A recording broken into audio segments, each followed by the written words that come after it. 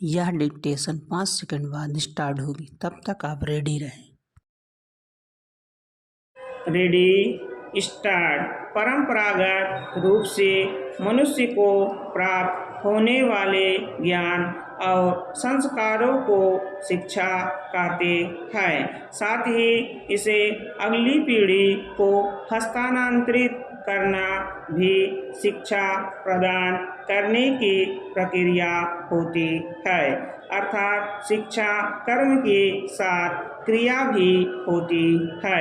हालांकि अभी तक हमने सिर्फ शिक्षा और उसकी प्रक्रिया के संबंध में बात की है, परंतु यह निबंध वास्तविक शिक्षा विषय वस्तु पर केंद्रित है। शिक्षा के साथ वास्तविक शब्द को जोड़ना इसे विशेष अर्थ प्रदान करता है। वास्तविक शिक्षा इस बात पर जोर देती है कि पाठ्यक्रम एवं उसकी प्रचलित विधियों से इतर शिक्षा क्या है।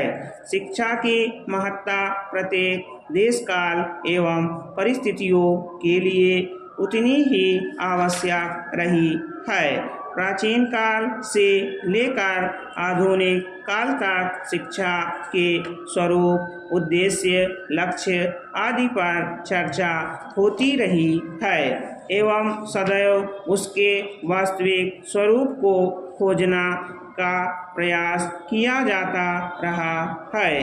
हमारे भारत के ऋषि मुनियों ने शिक्षा का ज्ञान देकर शिक्षा की महत्ता पर बल दिया था। वास्तविक शिक्षा वही होती है जो मुक्ति का मार्ग प्रदान करे।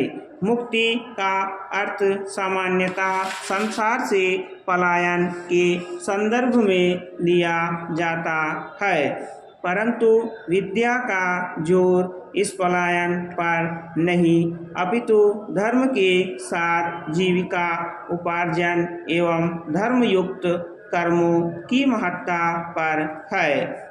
अगर व्यक्तिगत स्तर पर देखें तो मुक्ति का अर्थ मनुष्य को विस्मृति के अंधकार से निकालकर स्वयं की सहज अनुभूति से है। सामूहिक स्तर पर इसकी अभिव्यक्ति राष्ट्र एवं लोगों के कल्याण के रूप में होती है। ऐसी स्थिति में ही व्यक्ति एवं समाज अज्ञानता, अभाव और दुख आदि से मुक्ति पाकर परम सुख की प्राप्ति करता है। ऐसी स्थिति सिर्फ और सिर्फ शिक्षा के माध्यम से ही प्राप्त की जा सकती है।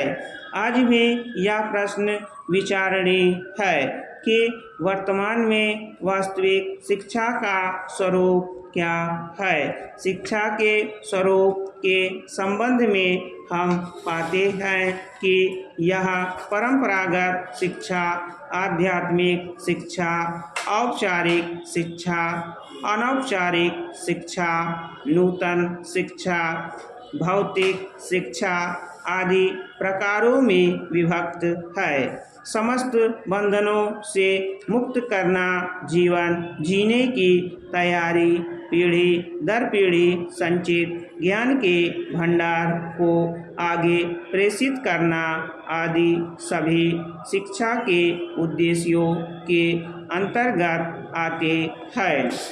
सिर्फ साक्षरता तक सीमित रहने वाली शिक्षा अधूरी मानी जाती है। जो शिक्षा व्यक्ति के उद्देश्य प्राप्त एवं उसकी जरूरतों की पूर्ति में सहायक बने, वही वास्तविक शिक्षा होती है।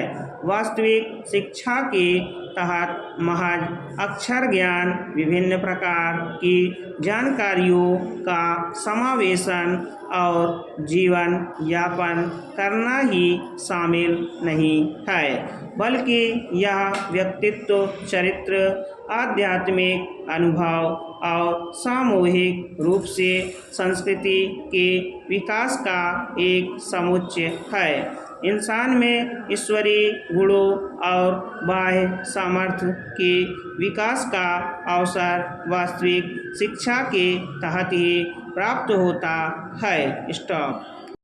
अगर आप हमारे चैनल पर नए हैं तो चैनल को सब्सक्राइब जरूर करें और बेल आइकॉन प्रेस करें ताकि आपको सभी डिक्टेशन की सूचना मिल सके।